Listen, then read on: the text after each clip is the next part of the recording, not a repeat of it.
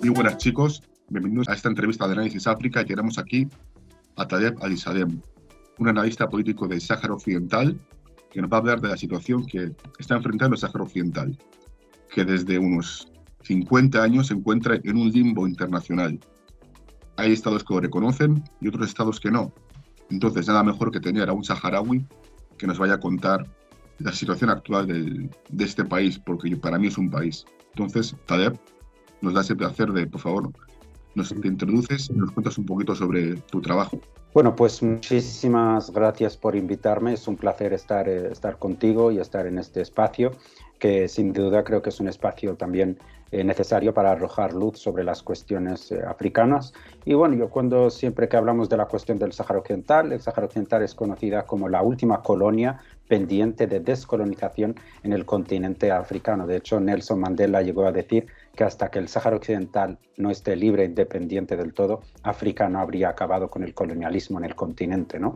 Entonces, bueno, yo soy del Sáhara Occidental, aunque nací debido al contexto político y actual en la región del Sáhara Occidental, nací en los campamentos de refugiados donde se encuentra gran parte del pueblo saharaui en Argelia, y luego más tarde, pues de niño, con 8 o 9 años, me trasladé a España, primero con una familia de acogida, estuve estudiando y viviendo en España prácticamente toda mi vida, también estuve en Inglaterra estudiando unos años y viviendo también allí, y bueno, desde hace aproximadamente 7 u 8 años, aunque yo creo que desde que tengo uso de razón no he dejado de hacer activismo y de luchar de forma activa por los derechos de mi pueblo, pero digamos que la relevancia mediática y a través de redes sociales y medios de comunicación la comenté hace 4 años aproximadamente, pues eso, defendiendo el derecho de mi pueblo y su, lucha continua desde hace 50 años por la descolonización y la independencia. Claro, porque para nosotros, yo que también soy hispanohablante, yo soy de Guinea Ecuatorial,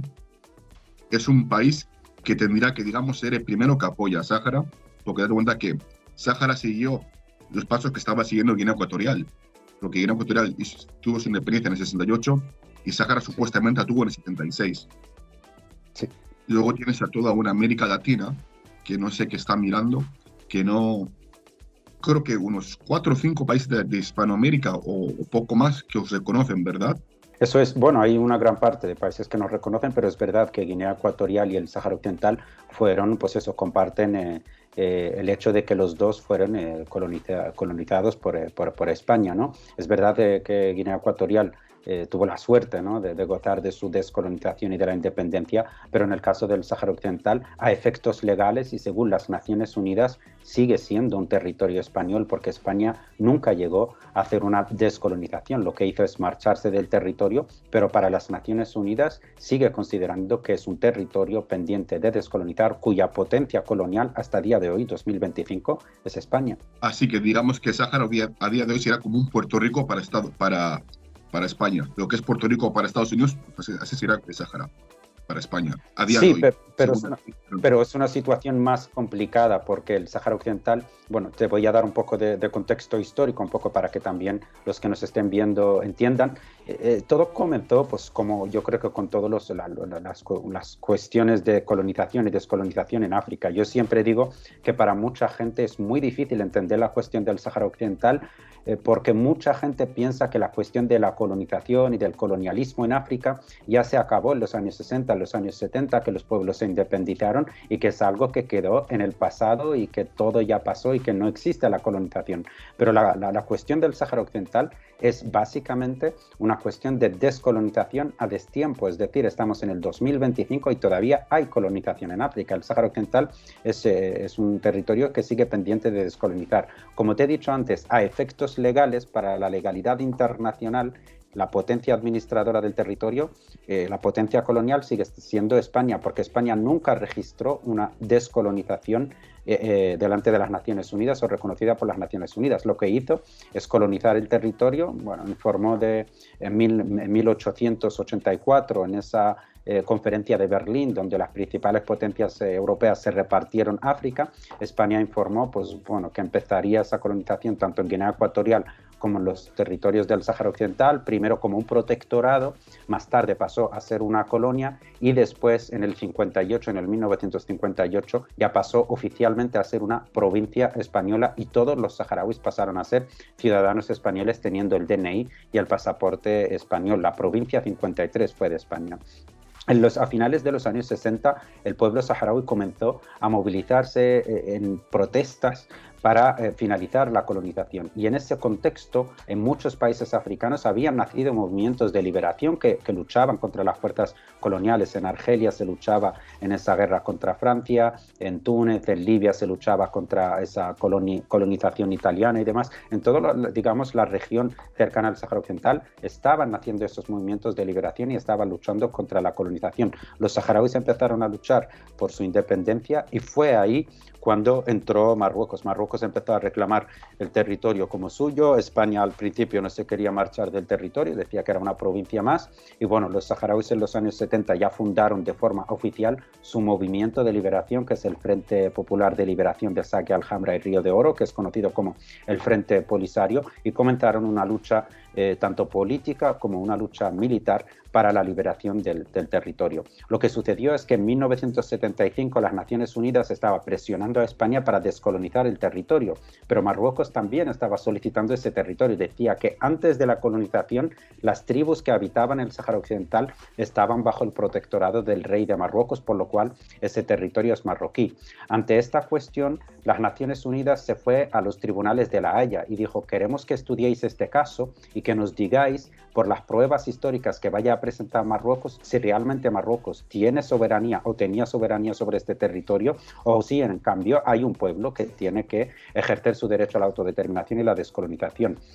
Después de 9 meses de estudio por parte del Tribunal de La Haya, pues publicó su sentencia de opinión, que es pública, que todo el mundo la puede leer hoy, y dice claramente que antes de la colonización nunca existió ningún vínculo del pueblo saharaui ni con Marruecos ni con Mauritania, por lo cual, también decía la misma sentencia del Tribunal de La Haya, recomienda a las Naciones Unidas que se ejerza el derecho de autodeterminación y descolonización del pueblo saharaui en cuanto antes, por lo cual Marruecos no tenía a efectos legales ningún tipo de soberanía. Pero es verdad que en ese contexto de Guerra Fría, donde el Frente Polisario contaba con apoyo de Argelia, de Libia, y Argelia y Libia se conocía que eran muy cercanos a la Unión Soviética, Estados Unidos también tenía miedo de que el nacimiento de una república en el Sáhara Occidental, muy cercana a Argelia, muy cercana a Libia, pues sea un país más dentro de la esfera de la Unión Soviética. Por eso apoyó la pretensión de Marruecos del Sáhara Occidental. Se presionó a España y España básicamente lo que hizo es retirarse del territorio y cedérselo. La parte sur se la dio a Mauritania y la parte norte se la dio a Marruecos. Marruecos entró, apoyado por Francia y Estados Unidos, con toda su fuerza militar, bombardeando ciudades y tomando el Sáhara Occidental. Mauritania entró por el sur también con su ejército y el pueblo saharaui se encontró solo. España lo había abandonado de la noche a la mañana, Marruecos estaba atacando por el norte, Mauritania atacando por el sur. Entonces muchísima gente escapó del Sáhara Occidental y se fue a Argelia, donde estableció unos campamentos de refugiados, entre ellos gran parte de mi familia. A mí mi madre siempre me dijo que cuando escaparon, porque la invasión marroquí estaba entrando en la ciudad de Laayoune y llegaron a los campamentos en Argelia, ellos pensaban que era una semana, 2, como mucho un mes, el mundo solucionaría esto y ellos podrían volver a casa. Pero fíjate, han pasado 50 años, yo soy la tercera generación que nació en esos campamentos de refugiados y lamentablemente la situación no se ha resuelto hasta hoy en día. A efectos legales para las Naciones Unidas, el Sáhara Occidental sigue siendo un territorio español. A efectos prácticos, el territorio, un 80% está ocupado por Marruecos y un 20% está bajo control del Frente Polisario de la República Saharaui, que es el Estado que hemos declarado en 1976, después de la salida del último soldado español. Los saharauis proclamamos nuestra república. Por eso hay mucha duda con los reconocimientos, porque los saharauis, justo cuando España anunció que el último soldado salía del Sáhara en 1976, los saharauis proclamaron la República Árabe Saharaui Democrática para que ni Marruecos ni Mauritania digan, bueno, España se marchó y este es un territorio de nadie. Proclamaron una república que fue reconocida por 80 países. Pero como para las Naciones Unidas es un territorio que estaba colonizado, para establecerse como Estado tiene que pasar por un proceso de descolonización. Entonces nunca se realizó ese proceso de descolonización y por eso hasta hoy en día sigue habiendo tanta duda y tanto conflicto en la región. Entonces, claro, te iba a preguntar esto de que antes de que se repartiera en Europa, en la conferencia de Berlín, perdón, antes de que se repartiera en África, en la conferencia de Berlín, los europeos, el Sáhara Occidental no tuvo nada que ver con Marruecos ni Mauritania. Era un territorio aparte. Nunca, sí, es verdad. Era un territorio aparte. De hecho, las tribus que habían en el Sáhara Occidental tenían una organización no de Estado, porque no existía ningún Estado en África antes de la colonización, pero sí que tenían una organización tribal donde se conocía como Eitz Arbin, que es como las 40 mayores tribus del Sáhara Occidental tenían como una especie de un gobierno conjunto entre todas las tribus que tenía un ejército, que tenía una forma de organizarse para proteger la región. De hecho, el Tribunal de la Haya, cuando estaba estudiando el caso, encontró cartas que se mandaban los sultanes en Marruecos con los reyes de Marruecos, con los reyes de Inglaterra, los sultanes de Marruecos con los reyes de Inglaterra. Estamos hablando del siglo XVII, del siglo XVIII, donde los reyes de Inglaterra le pedían a los sultanes de Marruecos que protejan sus barcos que iban a pasar por la zona del Sáhara Occidental. Y los sultanes de Marruecos mandaban cartas de respuesta, decían: esa es la tierra de los saharianos y mi poder solo llega a Wad Dara, que es la frontera con el Sáhara Occidental. A partir de ahí mi poder ya se acaba y empieza el territorio de los saharianos. Esa fue una de las pruebas que encontró el Tribunal de la Haya, que probaba que antes de la colonización nunca existió ningún tipo de vínculo entre los saharauis, ni Marruecos ni Mauritania. Claro, si lo menciona todo en Inglaterra, que ellos recorrían literalmente todo el mundo y conocían cada región, y encima el rey de Marruecos, digamos, hablando lo que decía también el sultán de Marruecos, hablando lo que decía el rey de Inglaterra. Entonces, ¿qué te iba a preguntar? ¿Cómo fue la colonización de España hacia el Sáhara? ¿Hubo mestizaje? ¿Fue semi-apartheid? Porque date cuenta que los españoles dicen de que muy bien, promovimos el mestizaje, sí, pero al final de su colonia, viendo Puerto Rico, Cuba, incluso Guinea Ecuatorial, como que era casi una semi-apartheid. Si uno no era, digamos, un hijo de un español blanco, como que se tendría que emancipar para tener los mismos derechos que un español. ¿En el Sáhara fue diferente o fue igual? Fue muy diferente, yo creo. Nunca llegó a haber un mestizaje como tal. Hay casos contados, pero nunca llegó a haber un mestizaje. Pero esto es también debido a la cultura. El pueblo saharaui es un pueblo nómada que siempre habitó el desierto, con una espiritualidad muy arraigada, con una cultura hasta cierto punto conservadora, basada en el Islam, que es la religión del país. Entonces yo creo que ese fue uno de los actores claves para que no haya ese mestizaje. Pero tengo que mencionar que la entrada de España al Sáhara Occidental no fue por las armas ni fue por una forma violenta, sino que primero se estableció un contacto de comercio. Es decir, llegaron a las costas saharauis y empezaron a acordar con las tribus que había en el Sáhara Occidental una especie de intercambio de comercio.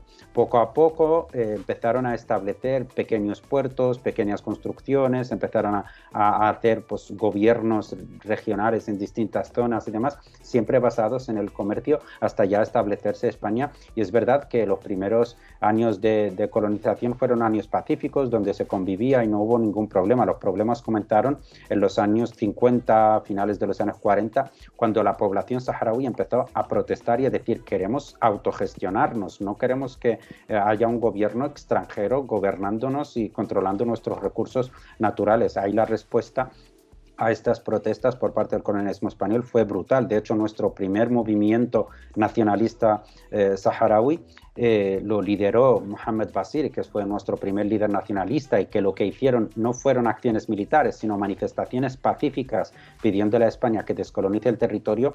Pues bueno, desde aquel entonces Mohamed Basiri y todos sus compañeros del movimiento fueron secuestrados por las autoridades coloniales españolas, y hasta el día de hoy España sigue manteniendo como material reservado la información de dónde está Basiri. No sabemos si lo han asesinado, no sabemos si sigue encarcelado. Hasta el día de hoy no sabemos dónde está Basiri, y el movimiento fue disuelto, el primer movimiento de liberación saharaui. Por eso, en el 1973 los saharauis decidieron fundar el Frente Polisario, y que no solo sea un movimiento pacífico que haga manifestaciones, sino que también sea un movimiento armado para responder a esa violencia que había recibido por parte del colonialismo español. Hagamos una referencia a la Marcha Verde, que fue un antes y un después para la historia de Sáhara. ¿Cómo se vio la Marcha Verde? ¿Le anticiparon o no anticiparon? ¿Marruecos dijo algo o no? ¿O simplemente pasó así por así? Bueno, se empezó a preparar porque no querían decirle al mundo, no querían que delante de la prensa internacional pues vean o se graben cómo entran los tanques y los helicópteros y los aviones a las ciudades saharauis, por lo cual se necesitaba una puesta en escena para venderle al mundo de cómo Marruecos de repente pasa a tener otro territorio.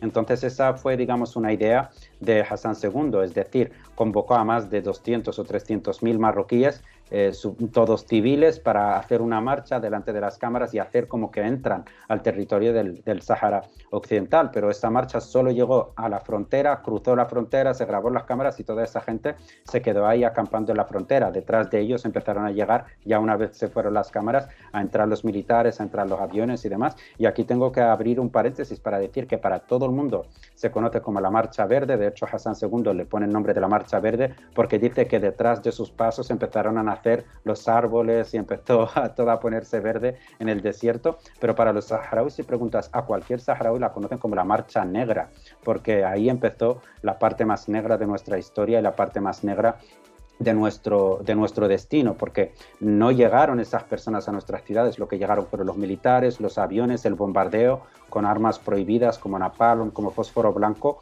que llegaron a asesinar, como por ejemplo en la zona de Draiga, más de 6.000 saharauis en un mismo día. Fue una masacre que el pueblo saharaui nunca olvidará y es esa marcha negra para nosotros, ¿no? ¿Y cree usted que si no hubiesen hecho esa marcha, digamos, negra o verde, la situación del Sáhara Occidental sería igual o sería diferente? Bueno, yo creo que la Marcha Verde fue un poco la parte más simbólica, la parte más teatral, digamos, de una ocupación que Marruecos, apoyado por Estados Unidos y Francia, estaban decididos a hacer. Yo creo que lo que sí habría cambiado el destino del Sáhara Occidental es que España hubiese cumplido su responsabilidad, porque tiene una responsabilidad. España se comprometió ante las Naciones Unidas. De hecho, las Naciones Unidas, cuando España todavía estaba en el territorio en los años 60, mandó 2 delegaciones al Sáhara Occidental para ver el territorio, para ver la población. La población saharaui salió a las calles pidiendo la independencia, la descolonización, y las autoridades españolas afirmaron de una forma oficial, incluso está por escrito en documentos de las Naciones Unidas, de que España va a cumplir su compromiso de descolonizar el territorio y entregar la soberanía antes de marcharse a la población autóctona. Yo creo que eso es lo que habría cambiado el destino, el hecho de que España nos habría entregado la soberanía a través de un referéndum de descolonización como en los demás países. La trampa aquí fue que España, incluso el rey de España, visitó el Sáhara Occidental una semana antes de la Marcha Verde y dio un discurso ante los jefes de las tribus saharauis y dijo: España va a cumplir sus compromisos y va a proteger la población saharaui, va a entregar la soberanía a los saharauis. Esa fue un poco la idea que España estuvo defendiendo hasta mientras en el mismo momento estaba firmando la entrega ilegal del Sáhara Occidental. De repente empezaron a venir aviones al Sáhara Occidental a llevarse a todos los españoles, entró Marruecos, entró Mauritania, nadie entendía nada, por lo cual fue una traición por parte de España y una responsabilidad incumplida que yo creo que de haberse cumplido y de haber España tenido una posición como mucho más firme ante Marruecos, ante Francia, ante Estados Unidos, es decir, voy a descolonizar este territorio porque es lo que me pide las Naciones Unidas y es lo que me pide la legalidad internacional y es lo que me pide la población local, eso sí que habría cambiado el destino del pueblo saharaui. Así que Mauritania también tiene ocupado una parte de Sáhara.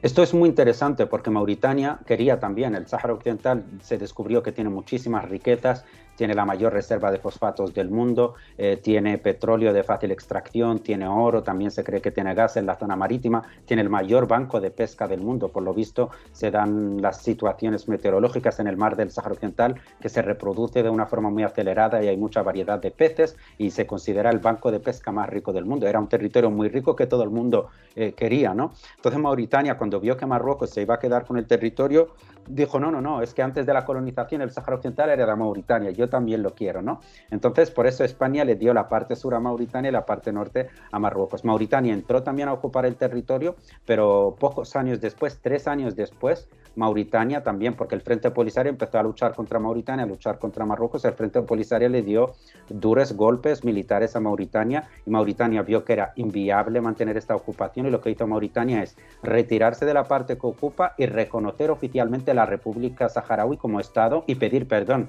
Es decir, nosotros hemos entrado un poco también presionados por Francia y demás, pidieron perdón, reconocieron a la República Saharaui y se retiraron del territorio que ocupaban. Pero lamentablemente esa parte que ellos ocupaban del sur también la ocupó Marruecos. Claro. Vayamos a 1976, el año en que tiene que dar independencia al Sáhara Occidental.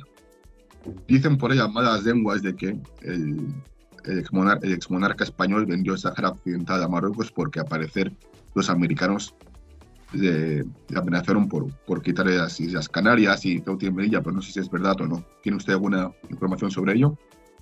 Sí, bueno, no son las malas lenguas, de hecho son informes que han sido desclasificados de la CIA, donde se afirmaba, España en ese momento vivía un momento muy sensible políticamente a nivel nacional, porque había sido gobernada por Franco durante muchísimos años, en el 75 fallecía Franco y no sabían si iba a haber un régimen republicano, si iba a haber una continuación del caudillismo a través de otra figura que fuese como, o que siguiese con el gobierno de Franco, o si iba a establecerse la monarquía como ya se estaba preparando. Juan Carlos necesitaba que se establezca la monarquía y recibió en el 75 mensajes de las Naciones Unidas, mensajes de Estados Unidos de que lo iban a apoyar para establecerse en el poder. Tanto Francia como Estados Unidos iban a apoyarle para establecerse en el poder como monarca de España, a cambio de que se entregase el Sáhara Occidental a Marruecos. También es verdad que había esa parte también de amenazas, de que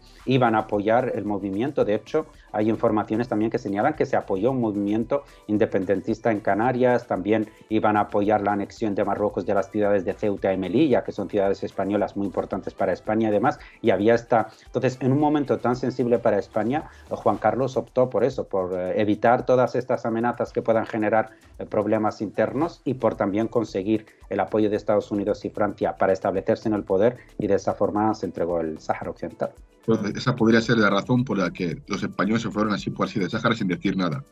Esas amenazas y esa presión interna. Esa presión internacional sin duda ha tenido un papel muy, muy importante, sí, sin duda, sí. Claro, además también España tenía muchos problemas internamente para, yo creo que, ocuparse del Sáhara o hacer bien la descolonización.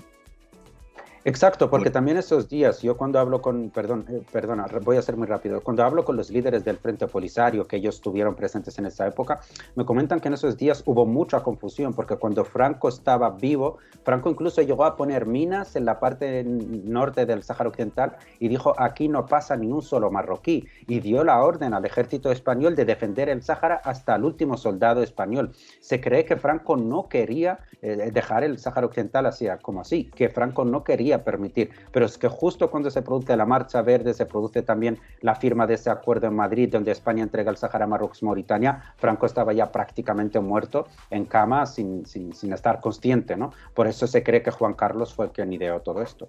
Pasemos a 1982, creo que ese fue el año donde la Unión Africana reconoció al Sáhara Occidental, ¿verdad? Eso es, 82. Sí. Sí. Y que justo fue cuando Marruecos decide salir de la Unión Africana. Luego creo que regresó en el 2017 y 2019. ¿Cómo se vivió, si tienes alguna idea, eso en el Sáhara o para el pueblo saharaui? De que la Unión Africana, digamos, por una vez se junte contra, digamos, los poderes de Occidente, mejor dicho, el imperio estadounidense, y que diga de que no, esto es un país. ¿Cómo fue eso? ¿Cómo se vivió eso en el Sáhara?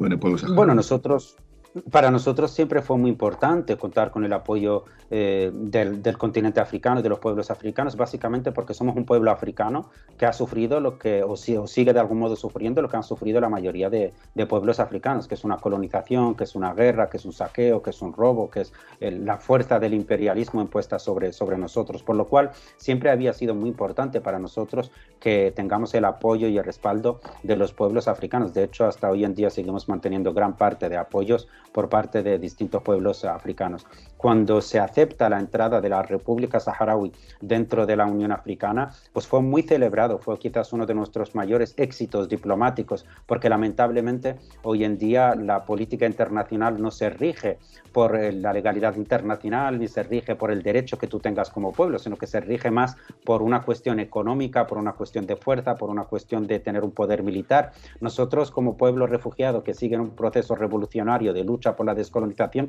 no teníamos nada que ofrecer. Sin embargo, las naciones africanas pues decidieron apostar y decir, es que esto es una cuestión de descolonización, es que lo está diciendo las Naciones Unidas, es que los hechos cronológicos prueban que España se marchó de este territorio sin descolonizarlo, por lo cual para nosotros esta República Saharaui que se proclamó por parte del pueblo saharaui, aunque no tenga control absoluto sobre sus territorios, es una república legítima, por eso fue reconocida y fue aceptada y de hecho hoy en día sigue siendo un miembro dentro de la Unión Africana. Yo creo que sin duda es un gesto simbólico que reconoce el derecho legítimo del pueblo saharaui de ser un pueblo más, un pueblo libre y un pueblo descolonizado. Y desde el 76 hasta, digamos, hasta ahora, ¿cómo ha sido ese trato de Marruecos hacia el Sáhara Occidental? Bueno, desde el 75-76 que comenzó esa guerra, ya te dije, pocos años después Mauritania se retiró, el Frente Polisario se centró en una guerra solo con Marruecos y hubo una guerra que duró 16 años, donde Marruecos, apoyado por Estados Unidos, apoyado por Francia, de hecho abro un paréntesis para decir que justo este año, el 2023, el embajador de Francia, en una conferencia en una universidad marroquí, dijo, reconoció públicamente, se sabe que Francia siempre había apoyado a Marruecos en la guerra del Sáhara, pero nunca lo reconocieron públicamente. El embajador de Francia en Marruecos, en una conferencia en el año pasado en Marruecos, dijo que Marruecos no se olvide que nosotros le hemos dejado nuestros Jaguars, nuestros aviones, nuestros militares, nuestro dinero para bombardear a los saharauis y para bombardear al Frente Polisario durante muchos años. Era un reconocimiento, ¿no? Entonces el Frente Polisario no solo estaba luchando contra Marruecos, sino que estaba luchando también contra Francia, contra Estados Unidos también, que estaba apoyando a Marruecos, y la guerra duró 16 años donde Marruecos no logró nunca vencer al Frente Polisario. No hubo vencedores ni vencidos. Por eso en el 1991 la Unión Africana junto con las Naciones Unidas presentaron un plan que aceptó Marruecos y aceptó el Frente Polisario, que dijeron, bueno, Marruecos dice que este territorio es suyo, las Naciones Unidas dice que es un territorio pendiente de descolonizar, el Frente Polisario ha proclamado una república. Vamos a hacer un referéndum de descolonización donde sea el pueblo saharaui el que vote si quiere ser parte de Marruecos, si quiere ser un Estado independiente, o incluso se habló de que si quería volver a ser una provincia española, ¿no? Las opciones serían determinadas más tarde. Marruecos aceptó ese referéndum, el Frente Polisario también aceptó y se creó la misión de las Naciones Unidas para el referéndum en el Sáhara Occidental, que es una misión de la ONU que se conoce como MINURSO, a cambio de parar la guerra. Se firmó el alto al fuego, vino la MINURSO, la misión de referéndum al Sáhara, para identificar quiénes podían votar, porque Marruecos había llenado también el territorio de colonos, generando un cambio demográfico. Entonces la ONU necesitaba saber quiénes eran verdaderos saharauis en los campamentos. Hizo un censo de todos los saharauis que había, pero en las zonas ocupadas era más difícil porque también estaban mezclados con colonos. Y empezó este plan. La ONU, la MINURSO, nos dio 9 meses, esto en el 91, en 1991, dio 9 meses para hacer el referéndum y después de 9 meses de preparación se votaría el día de la votación y 48 horas después se darían los resultados. El rey de Marruecos llegó a decir en una entrevista en el 91, si los saharauis votan que quieren ser un Estado independiente, seré el primer país en abrirles una embajada en Rabat a la República Saharaui. Lo llegó a decir como aceptando el resultado de ese referéndum. Pero nos sorprendimos todos que cuando las Naciones Unidas ya había completado la lista, Marruecos dijo que no estaba de acuerdo con la lista y que también debían de votar todos los colonos que se encontraban en el Sáhara Occidental. Marruecos fue bloqueando ese referéndum que se planteó en el 91 y bueno, han pasado más de 30 años y hasta el día de hoy Marruecos sigue bloqueando este referéndum. Ha habido negociaciones entre Marruecos y el Frente Polisario, pero nunca se ha llegado a un acuerdo. La actualidad es que Marruecos ocupa el 80% del territorio y el Frente Polisario en esa guerra que duró 16 años liberó el 20% del territorio que está bajo dominio del Frente Polisario y la República Saharaui ahora. Antes que te pregunte sobre Francia, pero ¿cómo es el día a día entre un saharaui y un marroquí?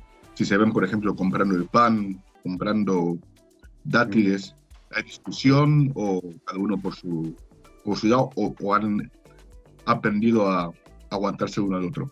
Sí, hay un gran choque entre marroquíes y saharauis porque generalmente para el pueblo marroquí, yo aquí tengo que decir y reconocer que Marruecos ha tenido éxito, el régimen marroquí ha tenido éxito en su estrategia propagandística. Desde muy pequeños ellos les enseñan que el rey es una autoridad casi religiosa, no es una figura política, es una figura religiosa, es el nieto del profeta Mahoma y demás, y ellos tienen como mucho amor por el rey.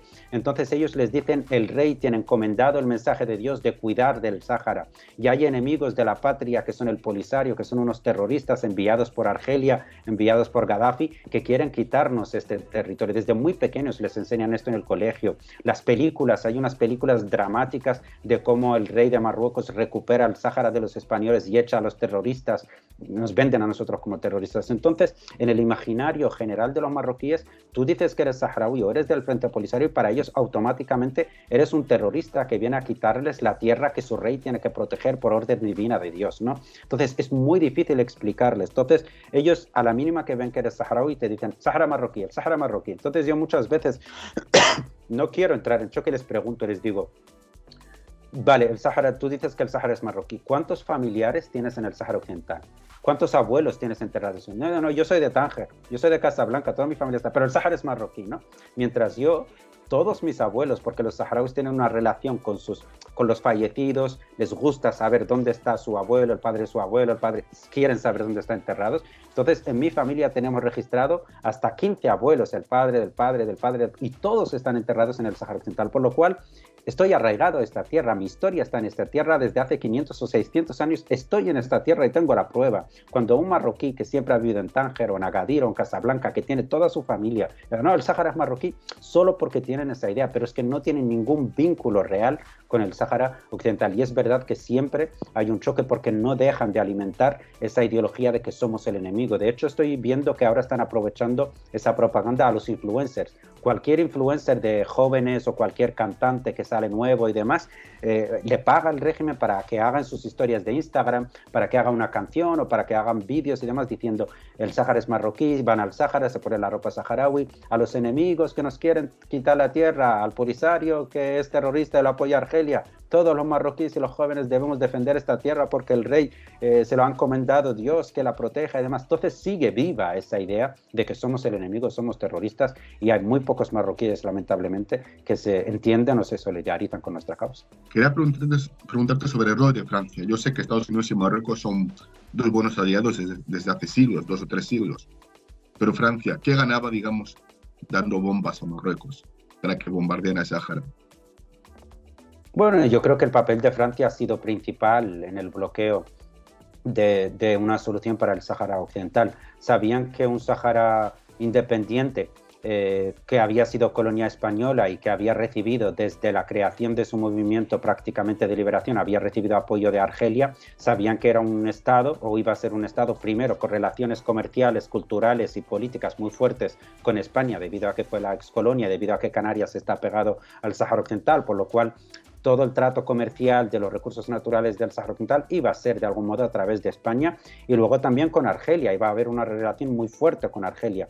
Entonces, Marruecos no tiene ningún tipo de fronteras con África que no sean con Argelia, con las que las relaciones están completamente rotas y están siempre en tensión, o el Sáhara Occidental. El hecho de que Marruecos tenga el Sáhara Occidental, el control sobre el territorio y el control sobre los recursos naturales, quiere decir que Francia tiene el control estratégico sobre el Sáhara Occidental y también sobre los recursos naturales. El hecho de que la frontera sur de Marruecos no sea el Sáhara Occidental, sino que sea Mauritania, que fue también colonia francesa, que tiene buenas relaciones con Francia, para ellos lo consideran la puerta de África. Entonces, era una apuesta estratégica para Francia y también a nivel estratégico geopolítico y a nivel económico. El hecho de que Marruecos, que es su primer aliado en el continente africano, tenga ese control sobre el Sáhara Occidental, por lo cual ganaba muchísimo, ganaba una posición en el continente africano muchísimo más fuerte. De hecho, como una señalización rápida, no sé si has visto que en los últimos años hemos visto cómo están haciendo movimientos en África que están expulsando a Francia, que están rechazando ese poder neocolonial que siempre había ejercido Francia a través de hablamos de Burkina Faso, hablamos de Mali, hablamos de Níger, están expulsando lo que yo llamo una independencia 2.0, porque se independizaron hace muchos años, pero era una independencia de escaparate. nunca llegaron a tener un control real sobre sus recursos naturales. Ahora están haciendo ese movimiento que busca el control y la soberanía real de los estados, y Francia se encuentra en una verdadera crisis porque está perdiendo el control sobre muchas naciones africanas. ¿Qué ha hecho Macron? Ha ido a Marruecos y en el Parlamento marroquí reconoció oficialmente que Francia reconoce al Sáhara como un estado o como una parte de Marruecos. ¿Qué quiere decir esto? Quiere decir que mientras Francia pierde fuerza en África, quiere apostar por Marruecos, pero por un Marruecos que tenga controlado el Sáhara Occidental para seguir teniendo algún tipo de poder e influencia en el continente africano. La cuestión de los franceses con África es como un te quiero, pero lejos de mí, porque como que no se quieren ir del continente africano, ¿me entiendes? Total, sí, quiero tus recursos, pero no te quiero a ti. Claro, si desechas a lo mejor, digamos, estos países de Sahel que han echado, quizás te montan ahí, ya de Dios, te financian un grupo terrorista que ellos mismos han creado. Sí, totalmente. Si no, si estás en un país donde hay selva o lo que sea, te financian ahí otro grupo terrorista que es un caos. Totalmente, de hecho los grupos terroristas tienen mucha relación con Francia ahora, o te financian un general que hace un golpe de Estado y establece una dictadura porque es aliado de Francia, ¿no? Sí, claro. Entonces, claro, vamos al año 2020, que eso fue un año que yo creo que marcó un antes y un después para el Sáhara Occidental, y sobre todo con los acuerdos de Abraham. Sí. La burrada que fue hacer ahí el Departamento de Estado de Washington, reconociendo Sáhara Occidental como parte de Marruecos, para que Marruecos reconociese o tuviese mejores relaciones con Israel. Que incluso luego Israel reconoció a Sáhara Occidental como parte de Marruecos. ¿Cómo se tomó eso de Sáhara? Bueno, el 2020 fue muy importante, no solo por lo del tema de los acuerdos de Abraham, sino porque también fue el año donde regresamos a la guerra, donde se rompió ese alto al fuego que se firmó en 1991 y se inició otra vez la guerra con Marruecos. Esto pasó el 13 de noviembre del año 2020. Esto pasó porque un grupo de la sociedad civil, de los campamentos de refugiados, ya cansados de esperar y ver que la ONU no avanza, que no hay solución y que desde el 91 llevan prometiendo un referéndum que nunca se llegó a realizar, viajaron en una caravana de coches, muchísimos jóvenes, hombres, mujeres de los campamentos de refugiados, y fueron hasta el extremo sur del Sáhara Occidental, donde el Sáhara Occidental conecta con Mauritania. Y fueron justo delante del muro marroquí y plantaron, hay una carretera que sale del Sáhara Occidental ocupado y entra en Mauritania, y es por donde Marruecos saca toda la mercancía que vende en el resto de África, o que va a puertos africanos para luego ser trasladado a Europa y a otros países. Y llegaron a esa carretera este grupo de saharauis y bloquearon el acceso de los camiones. Y durante 30 días estuvieron bloqueando ese paso. Marruecos no podía ya pasar la mercancía y dijo que si estas personas, si estos saharauis no se marchaban de ahí, que iba a abrir fuego contra ellos. El Frente Polisario contestó que si Marruecos atacaba a esos civiles, eso sería una violación del alto al fuego que se firmó en el 91, por lo cual sería una declaración de guerra. El 13 de noviembre de 2020, a las 6 de la mañana, las fuerzas marroquíes comenzaron a disparar contra los manifestantes. Rápidamente el ejército saharaui entró en acción, sacó a toda esa población desde ahí, y desde entonces comenzó el Frente Polisario. El día siguiente, el 14 de noviembre, anunció el regreso a la lucha armada contra Marruecos. Es una guerra de la que se habla muy poco, los medios de comunicación prácticamente no hablan de ella, pero hasta el día de hoy siguen los bombardeos entre el Frente Polisario y entre Marruecos.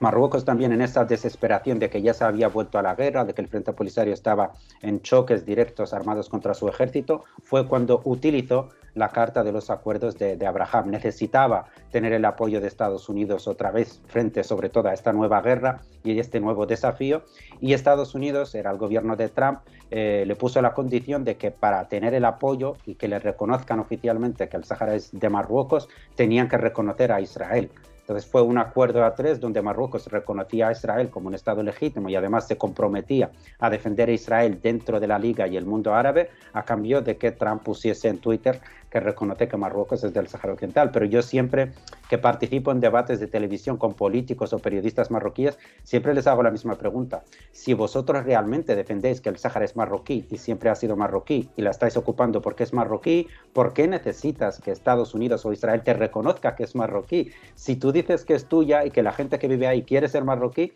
no, o sea, no, en España no veo que estén buscando que que Estados Unidos le reconozca que Madrid es español. Ya se sabe que Madrid es español, no necesitas. Les digo, por ejemplo, tú no estás buscando que Estados Unidos te reconozca que Rabat o la Casa Blanca son marroquíes, porque ya son marroquíes.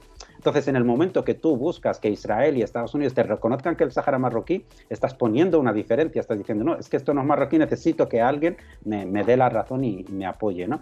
Entonces, yo creo que fue una prueba clara de que Marruecos no tiene ningún tipo de derecho sobre el Sáhara Occidental y que lamentablemente tiene que apoyarse en Israel o en Estados Unidos para forzar una ocupación ilegal.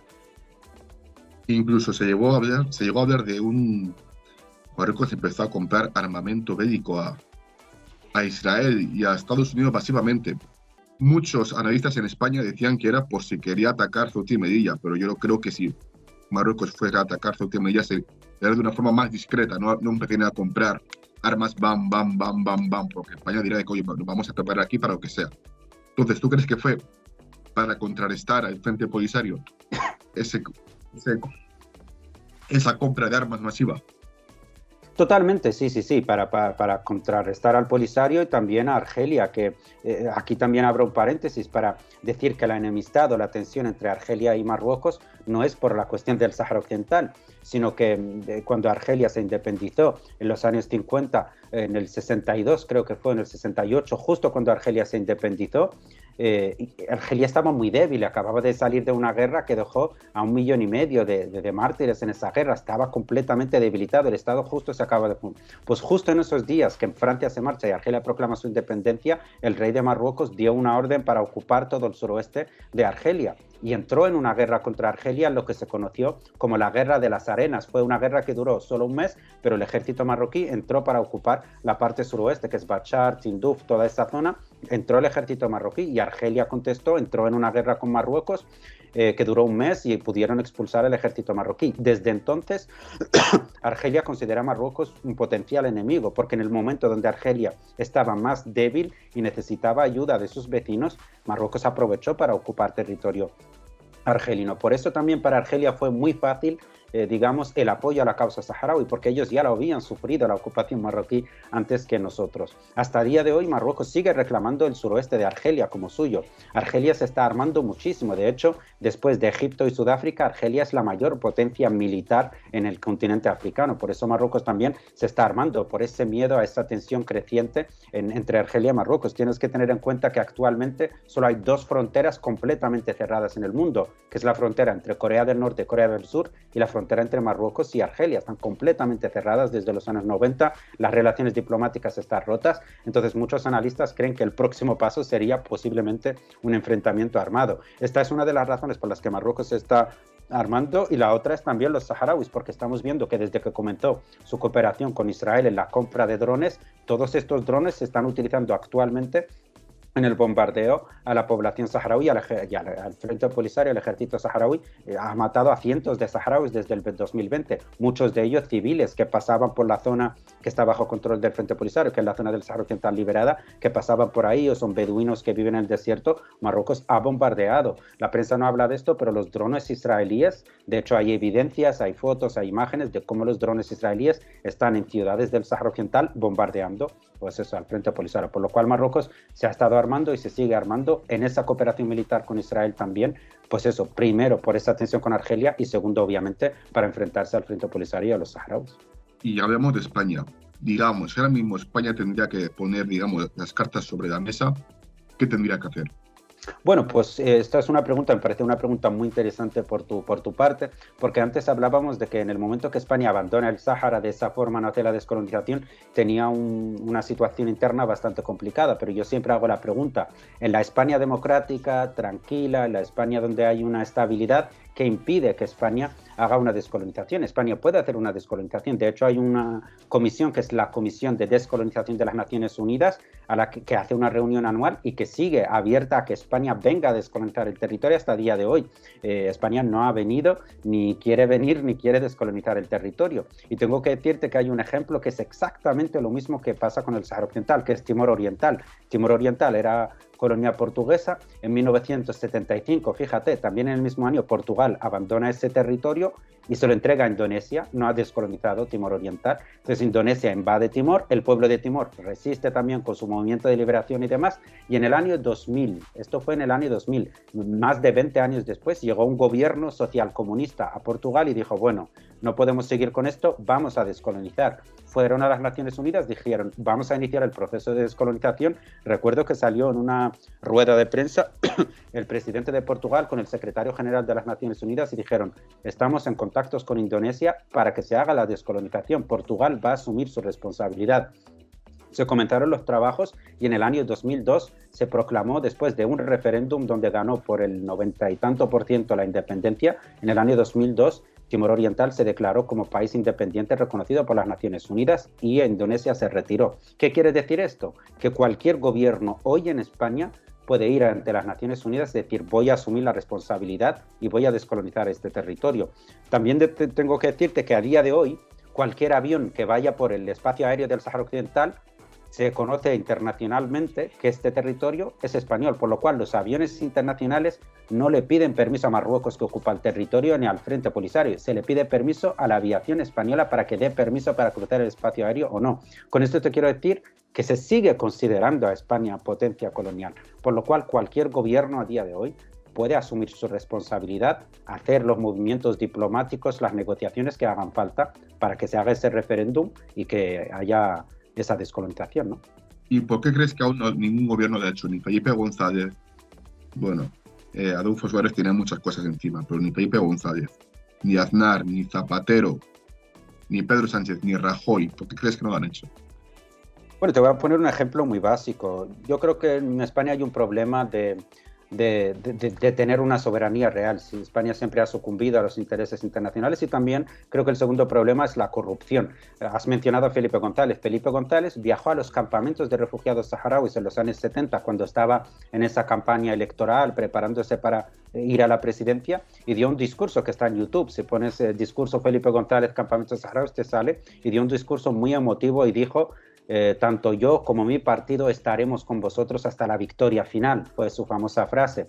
Cuando llegó al gobierno, su primer viaje internacional fue a Marruecos y empezó su apoyo político, su apoyo armamentístico, su apoyo a Marruecos a todos los niveles, y hoy, casualmente, Felipe González tiene un palacio regalado por la Casa Real marroquí en Tánger, donde pasa la mayor parte de sus vacaciones. Entonces en España hay un problema de corrupción y hay un problema de soberanía. Luego está la segunda parte de que Marruecos siempre ha tenido muchísimo poder sobre España. Utiliza la inmigración. España, Marruecos abre las puertas y la aerolínea marroquí vuela a todos los destinos africanos, sobre todo van a países africanos donde hay mucha pobreza. Además, va la aviación marroquí, no les pide visado para llegar a Marruecos, los vuelos son muy baratos. ¿Por qué? Porque Marruecos busca que todos estos africanos que quieren llegar a Europa lleguen a su país. Y Marruecos los va concentrando en la frontera, los va concentrando en bosques, va a la Media Luna Roja marroquí a darles comida, y cuando quieren presionar a España, mandan las pateras, empiezan a mandar los barcos a España llenos de inmigrantes, o abren la frontera de Ceuta y Melilla para que vayan entrando los migrantes. Es decir, utiliza a los migrantes como una hoja de presión política. También utiliza el tema de recuperar Ceuta y Melilla, lo saca, dice, vamos a recuperar Ceuta. Entonces Marruecos siempre ha chantajeado mucho a España, aparte de la corrupción, y no hubo ningún gobierno que tenga la suficiente soberanía o la suficiente contundencia de no aceptar ese chantaje. Lamentablemente todos los gobiernos han aceptado ese chantaje y siempre han estado bajo las órdenes de Marruecos, ¿no? Además, date cuenta que España, como muchos países de la Unión Europea, son casi una colonia de Estados Unidos. Casi. Totalmente. Entonces, ¿tú crees que España no diría nada por miedo a Washington, por lo que vaya a hacer Washington, y también por el chantaje de Marruecos? Digamos que esos son, digamos, los dos elefantes en la sala. Tanto Washington, sí, podría decir, y Marruecos, porque date cuenta que Marruecos, claro, como has dicho, tiene mucho poder. Envía a todos los inmigrantes que sea, en pateras y tal, y también en miedo a que vayan a atacar Ceuta y Melilla, porque digamos de que si Marruecos ataca Ceuta y Melilla, tanto Israel como Francia y Estados Unidos van a estar ahí haciendo caja, vendiendo armas y apoyándoles. Yo creo que totalmente. Creo que tú has dado la clave de que es el poder también de presión de Washington. Washington considera a Marruecos su primer aliado en el norte de África y España nunca va a posicionarse en contra de los intereses de Washington, especialmente en una zona tan sensible como es el norte de África. Washington siempre ha tenido miedo a la fundación de la República Saharaui porque cree que puede estar en el bando de los países más cercanos, como te digo, a Rusia y demás. Entonces siempre han querido que Marruecos controle este territorio, por lo cual siempre han presionado a España para que esté alineada también con estos intereses, ¿no?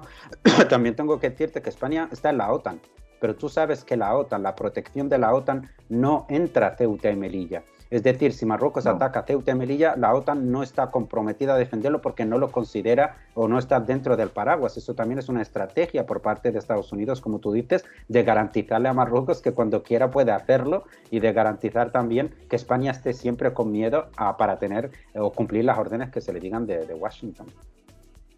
Creo que Canarias tampoco está en ese pacto, ¿no? Sí, creo que Canarias tampoco está, sí.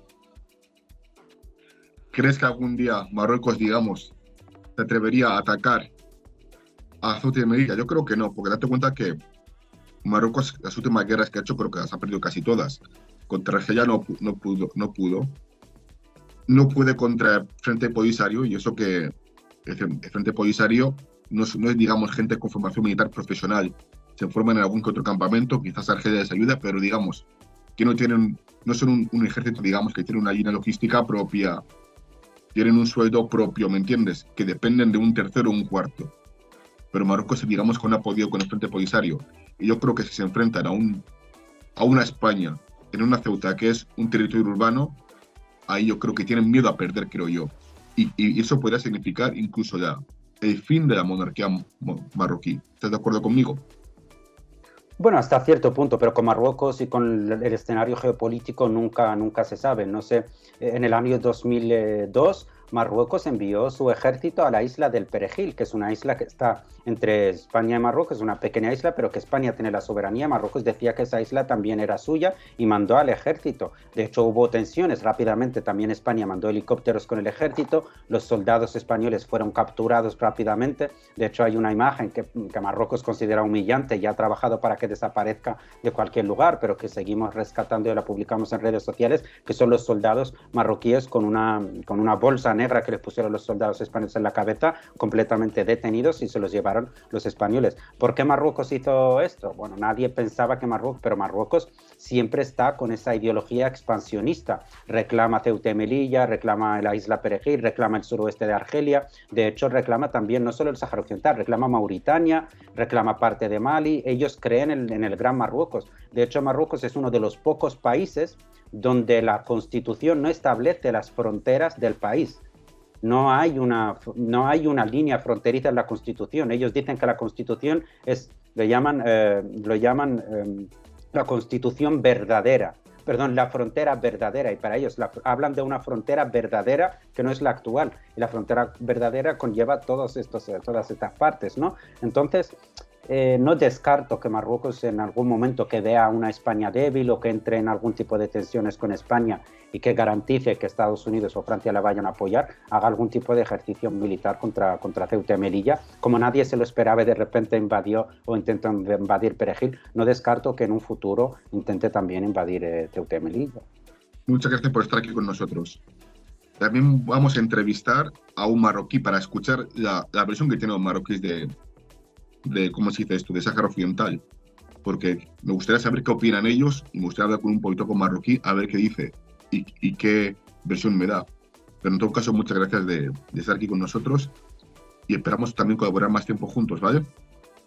Pues muchísimas gracias, ha sido un placer. Y bueno, si entrevistas a un marroquí, no dejes de preguntarle cuántos abuelos tiene enterrados en el Sáhara Occidental.